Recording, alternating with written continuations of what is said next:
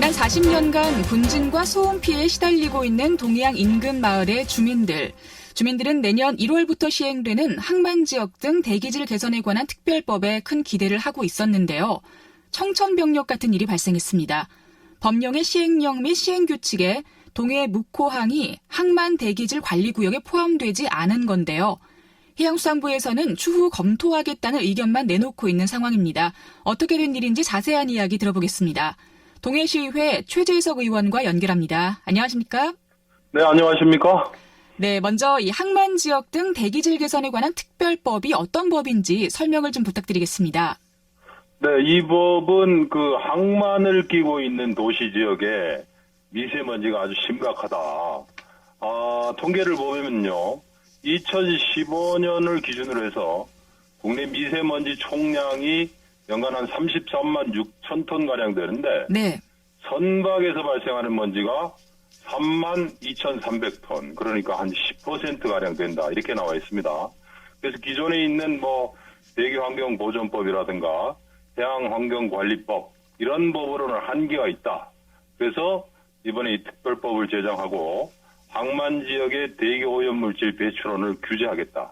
이것이 주 내용입니다. 그리고 시행은 내년 1월 1일부터 시행하게 됩니다. 네. 사실 주민들은 이 법이 시행이 돼서 좀 우리 지역 대기질 관리가 되기를 바래왔었는데 이번에 이렇게 빠지게 됐잖아요.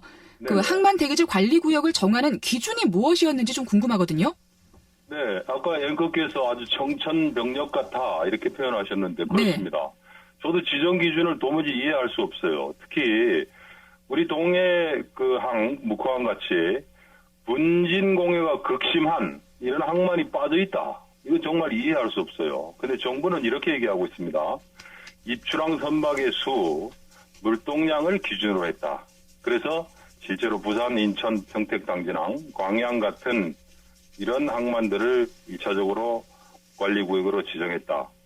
그러니까 우리 지역 주민으로 봤을 때는 정말 분진하면 미세먼지 하면 우리 동해항인데 이럴 수가 있느냐 이런 얘기가 당연히 나오는 거죠. 네. 그런데 그 물동량을 기준으로 했다고 하면 더더욱 왜 빠졌는지 잘 이해가 가지 않는 것 같습니다. 동해항의 물동량도 그 규모에 비해서 굉장히 많은 걸로 알고 있는데요. 구체적으로 어느 정도나 되죠? 물동량을 보면은 전국에 무역항이 31개가 있는데요. 네. 동해 묵호항이 물동량 기준으로 전국 8위입니다. 하역 능력이 연간 2,200만 톤 정도인데 실제로는 3천만 톤 가량의 화물을 취급을 하고 있어요. 그래서 채손율도 전국 평균보다 한 5배 가량이나 높아요. 네. 더구나 이제 3단계 공사를 하고 있는데 이 항만 확장 공사가 끝나면 연간 물동량이 한 5천만 톤으로 늘어나게 됩니다. 그러니까 이건 다시 촉구해야 될 일이라고 봅니다. 네. 그 3단계 공사는 언제쯤 마무리가 될 예정인 거죠? 네, 지금 좀 늦어지고 있습니다만은 한 2030년까지는 가야 될 것 같습니다. 네. 그때가 되면 훨씬 더 또 많은 물동량이 늘어나게 될 텐데 주민들이 걱정이 클 것 같습니다. 네네. 서울항, 부산항, 인천항, 평택, 당진항, 광양항 이런 곳들이 지금 항만 대기질 관리구역으로 지정이 됐잖아요. 네네. 그런데 이 항들은 주로 컨테이너 화물을 취급하는데 우리 동해 묵호항은 벌크 화물을 주로 취급을 하다 보니까 분진 오염에 더 취약할 수밖에 없을 것 같습니다. 그냥 이렇게 얘기만 들어도 굉장히 좀 불합리해 보이는데 어떻게 생각을 하시나요? 그렇습니다. 당연한 말씀이고 지역 주민들이 느끼는 이 소외감 이건 여기서 연유하는 것이죠.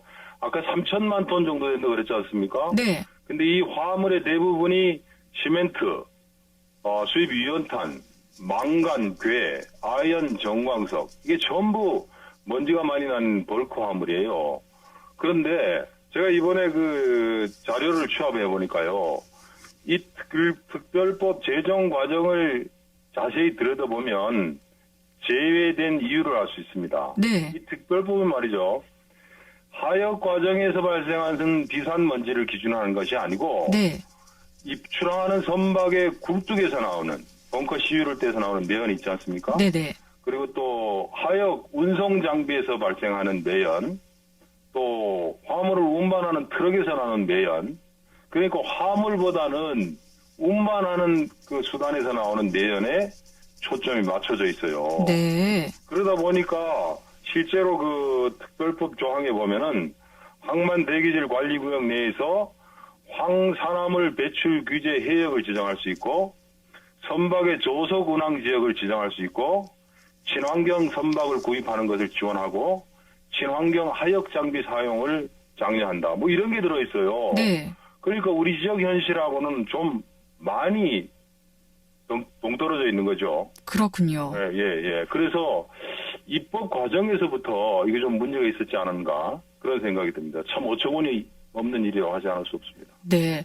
그렇다면 뭐 만약에 추후에 이제 동해 목호항이 이 항만 대기질 관리구역에 포함이 된다고 해도 그런 좀 운반 위주의 어떤 보안책들이 많다 보면 크게 도움이 안 될 것 같기도 한데요. 그렇습니다. 그 현재 상황은 그래요. 그래서 제가 자세히 살펴보니까 네. 이 법 특별법 13조에 보면은 뭐 어떻게 보면 좀 다양스럽다고 할까 여지가 있다고 하면 말이죠. 특별법 13조의 석탄, 곡물과 같은 해양수산물용으로 정하는 화물을 운송하는 항만 사업자는 비산먼지를 억제하기 위한 시설을 하도록 규정을 하고 있어요. 네. 그러니까 이거는 어떻게 보면 우리 동해안 묵공하고는 좀 연관이 되는 거죠. 그렇군요. 그리고 또 하나는 정박하는 선박이 항내에서 공회전을 하면서 발생하는 미세먼지를 없애기 위해서 육상 전원 시설을 전원을 공급하는 시설을 그러니까 플러그를 꽂아서 항내 전박할 때는 전기로 시설물을 가동하게 하는 이런 규정도 있어요. 이런 것은 요구해서 시설을 갖출 수 있다고 봅니다. 네. 자, 그렇다면 이제 관리구역에 좀 포함되기 위한 노력도 필요할 것 같은데요. 간단하게 설명을 좀 부탁드리겠습니다. 그렇습니다. 우리는 대표적인 벌크 화물 취급 항이거든요. 그래서 앞으로 지금 말씀드린 것을 논리적으로 이게 말이 되느냐, 왜 화물에는 적용하지 않느냐 이렇게 논리적으로 접근해야 되겠고요. 근데 제가 이제 이걸 살펴보면서 의문이 되는 거는 그럼 포함되면 모든 게 해결되겠는가? 이 좀 그렇지 않겠다 하는 내용이에요. 네. 실제로 보면 보도에 따르면 정부에서 이렇게 선언은 했지만 친환경 선박을 확보한다든가 육상 전원을 공급한다든가 친환경 하역 장비를 뭐 지원해 준다든가 하는 예산이 작년에는 348억 원이었는데 네. 올해는 324억 원으로 오히려 14%가 줄었어요. 네. 그리고 내년 예산을 좀 늘린다고 해도 전체 정부 예산에서 0.1% 정도에 불과합니다. 그렇군요. 그래가지고는 선언적인 의미밖에 없을 것이다. 네. 그래서 앞으로 예산을 알겠습니다. 포함해서 자, 시간 관계상 여기서 것을 방송을 좀 마무리를 해야 할 것 같습니다. 네. 네. 저희는 또 내일 다시 인사드리겠습니다.